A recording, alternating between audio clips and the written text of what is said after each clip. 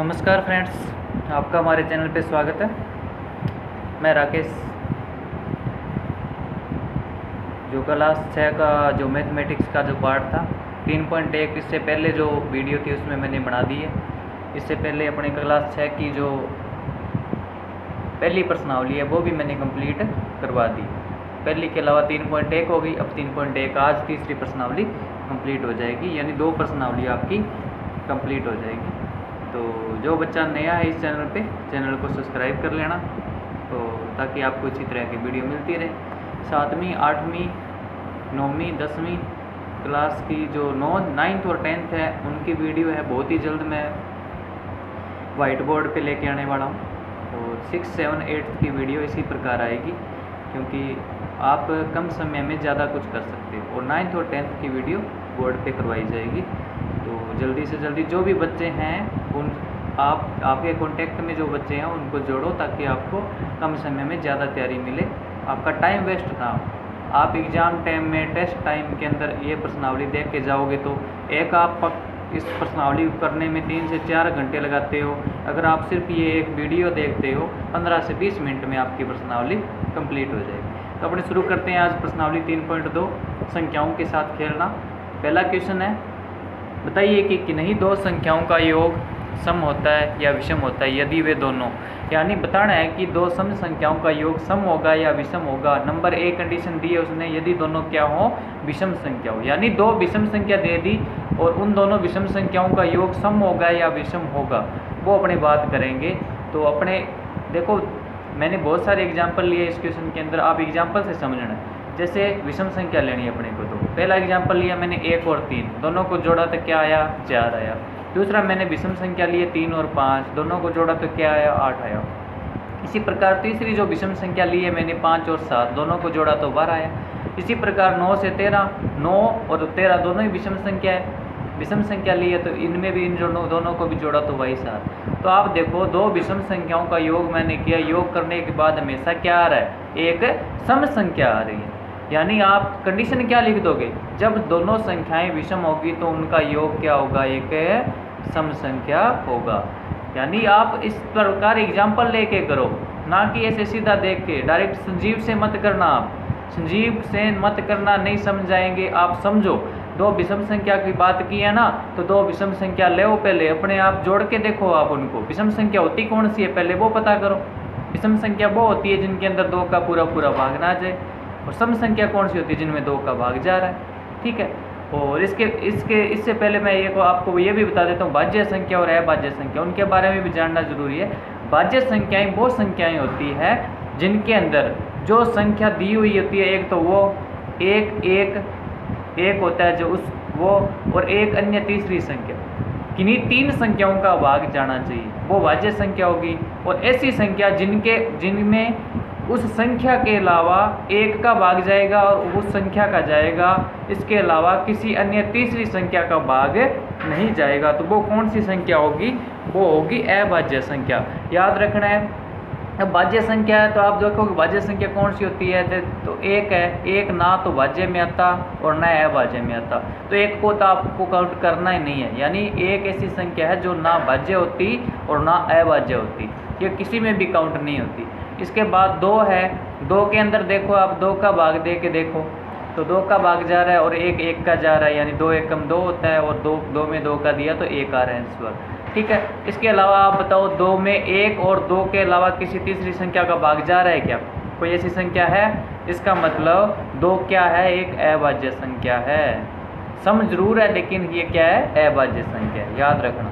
इसके अलावा 3 है, 3 में 3 का भाग जा रहा है, 1 का जा रहा है, 3 और 1 के अलावा किसी और का नहीं जाएगा, तो ये भी है अभाज्य संख्या। तो इनके बारे में जानना जरूरी था, आगे भी बता दिया जाएगा। तो अब अपने बात करते हैं बी नंबर पार्ट। यदि दोनों संख्याएं क्या हो, सम संख्याएं। अब दोनों को सम लेके जोड़ने हैं, 2 और 4 सम होती है, 6 आ गया, 4 और 6 सम होती है, 10 आ गया, 6 और 8 सम है तो 14 आ रहा है योग, 10 और 12 क्या है, सम है तो 22 आ गया, 22 और 24 सम है तो 46 आ गया। तो बताओ, जब 2 सम विषम संख्या ली तो भी क्या आ रहा है, सम आ रहा है, और विषम लूंगा तो भी क्या आ रहा है, सम आ रहा है। इसका मतलब यही हुआ जब दो संख्याएं सम या विषम होगी तो उनका योग हमेशा क्या आएगा, सम आएगा। चाहे सम ले लो चाहे विषम ले लो, उनका योग हमेशा क्या आएगा, सम आएगा। ये सभी बच्चे ध्यान रखना, जब दो विषम संख्या हो चाहे दो सम संख्या हो, उनका योग करेंगे तो हमेशा सम आएगा। क्वेश्चन नंबर 2 पे बात करते हैं अपने।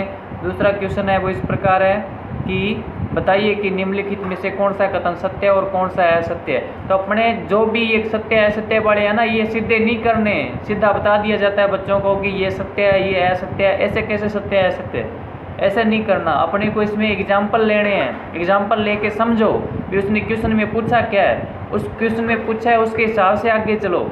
यानी पहला जो ए पार्ट है उसने क्या दिया है क्वेश्चन नंबर 2 के अंदर, बहुत ज़्यादा पार्ट है, तो क्वेश्चन नंबर 2 अच्छे से समझ लेना। ये समझ लिया तो बच्चों आपको बहुत ज़्यादा क्लियर हो जाएगा कि आपको कैसे करना है। क्वेश्चन कुछ भी आ सकता है यहाँ पे, जरूरी नहीं भी ये 3 विषम संख्या दे दी या ये दे दिया। तो इसने एक पहली कंडीशन क्या दी है, ए नंबर में 3 विषम संख्याओं का योग सम होता है। तो आप 3 विषम संख्या लो, 3 विषम संख्या ले वो कोई भी, जैसे 1, 3, 5 लिया है मैंने, ये एग्जाम्पल करवाया मैंने इसमें, 1, 3 और 5 ले लिया। इसके अलावा आप ये भी ले सकते हो 3, 5 और इसके बाद कौन सी आएगी, 7 आएगी, तो वो भी आप जोड़ के देख सकते हो। 1, 3 और 5 को जोड़ा तो 9 आया। 9 सम है कि विषम है, विषम है ना।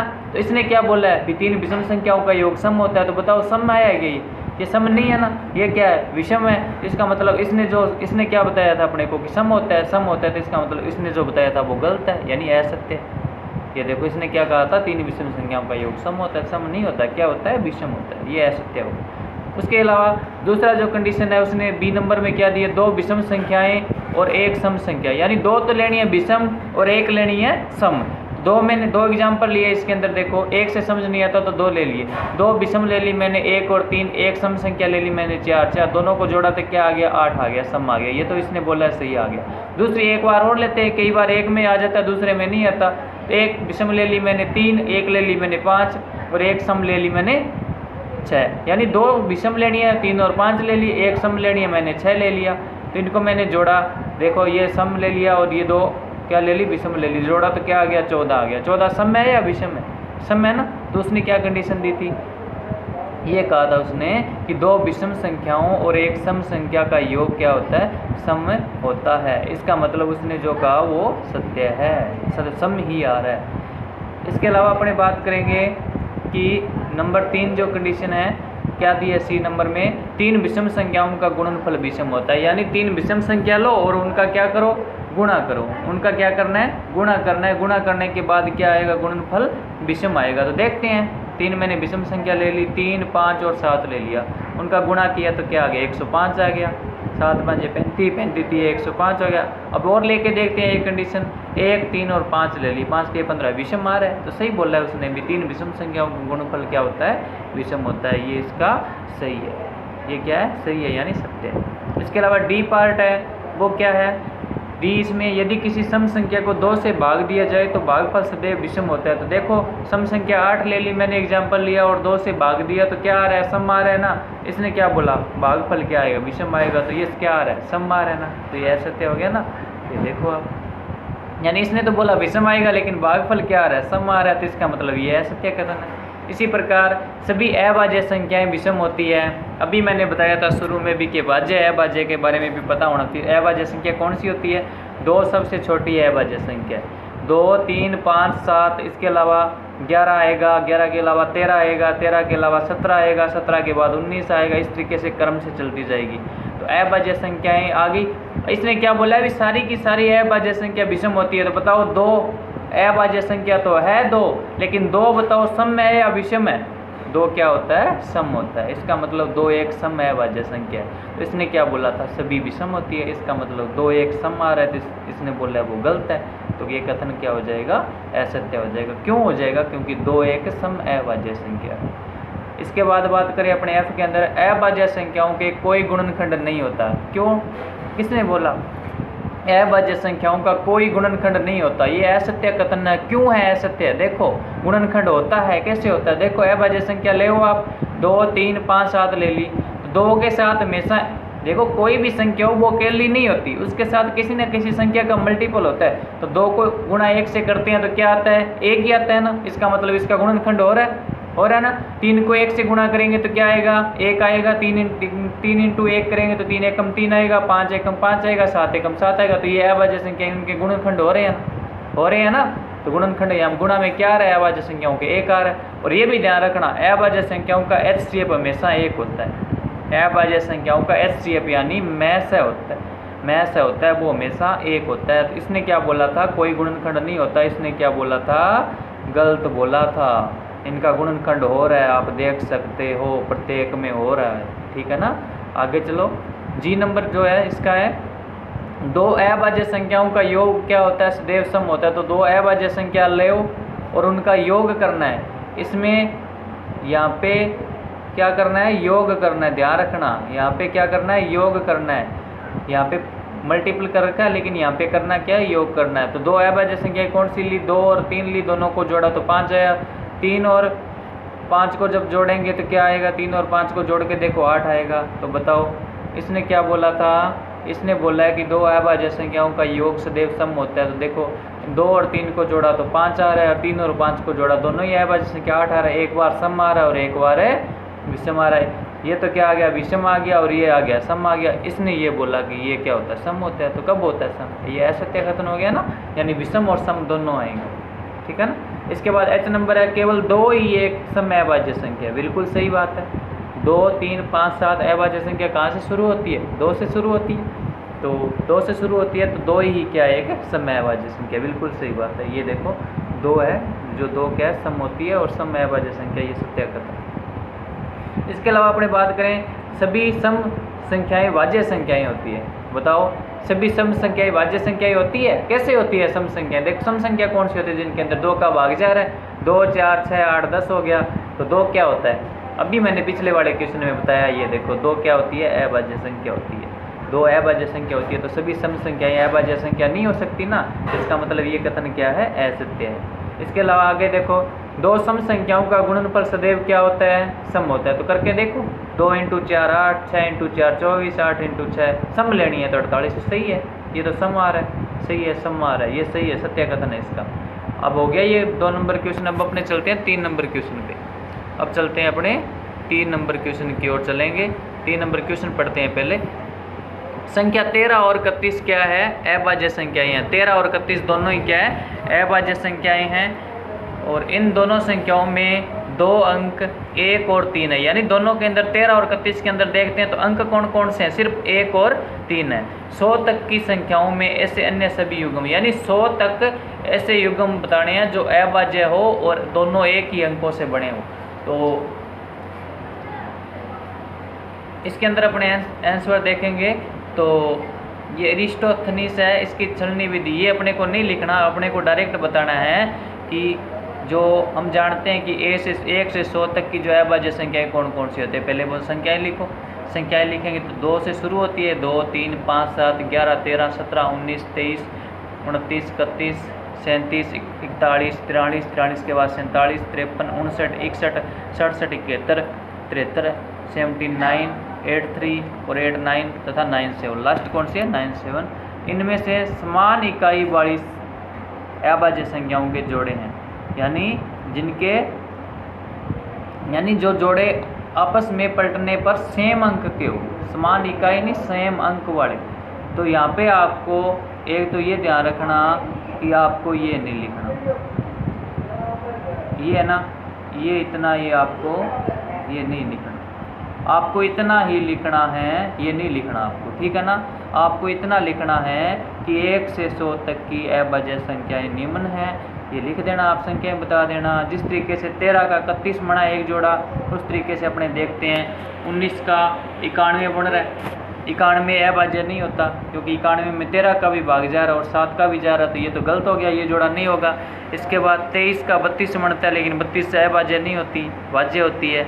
तो अपने इस तरीके से अपने जोड़े देखेंगे तो एक तो 17 71 बनेगा, एक 37 73 बनेगा, और एक 79 97 बनेगा, जो सिर्फ 2 अंकों से बने हुए हैं। और दोनों के दोनों जो जोड़े हैं, चाहे 97 79 कर लो, चाहे 37 73 कर लो, चाहे 17 71 कर लो, चाहे 13 31 कर लो, ये सारे के सारे जोड़े जो है, ये दोनों संख्याएं आपस में अभाज्य होगी। कौन सी होगी, अभाज्य होगी। तो अपने को सिर्फ अभाज्य वाली देखनी है। अपने को सिर्फ अभाज्य वाली देखनी है। उनमें आप ऐसे सोचोगे, इनको पलट के देखोगे, जैसे ये 71 17 तो हो ही गया, सही है। 67 76 कर करके देख लो आप इसको 61 16 को करके देख लो।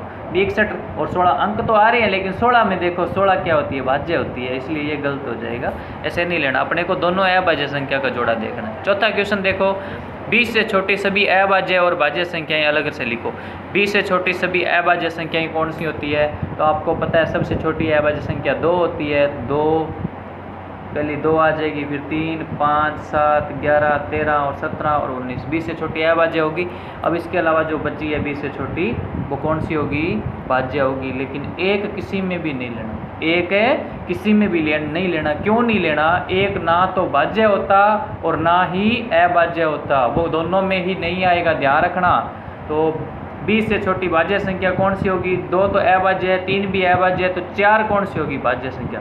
तो भाज्य संख्या, सबसे छोटी भाज्य संख्या पूछ लेना तो कौन सी होती है? सबसे छोटी भाज्य संख्या 4 होती है। याद रखना, क्वेश्चन आ सकता है, सबसे छोटी भाज्य संख्या कौन सी होती है? नोट कर लेना कॉपी में, नोट लगा के।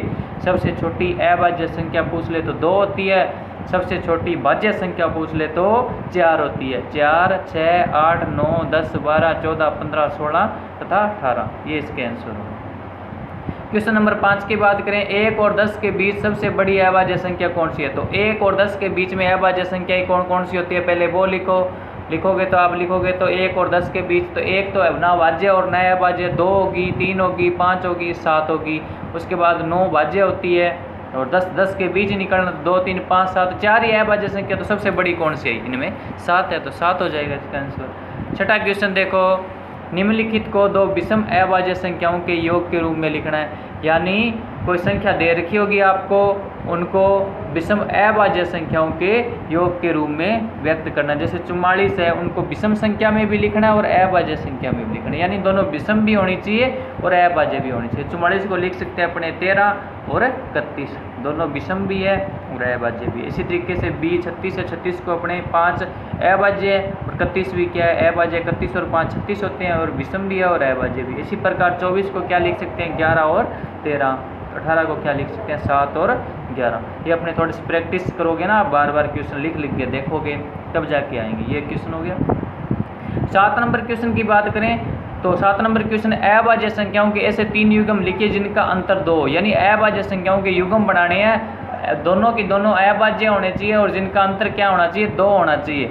और इसके अंदर टिप्पणी ऐसे दे रखी है, अभाज्य संख्याएं जिनका अंतर 2 हो अभाज्य युग्म कहलाता है। यानी इस तरीके के अपने युग्म जो अंतर 2 वाले बनाएंगे वो युग्म बन जाते हैं, उनको ट्वाइन प्राइम्स बोलते हैं, यानी अभाज्य युग्म बोलते हैं। तो ऐसे अभाज्य संख्या देखनी है जो दोनों युग्म हो ना, दोनों संख्याएं हो, वो क्या होनी चाहिए?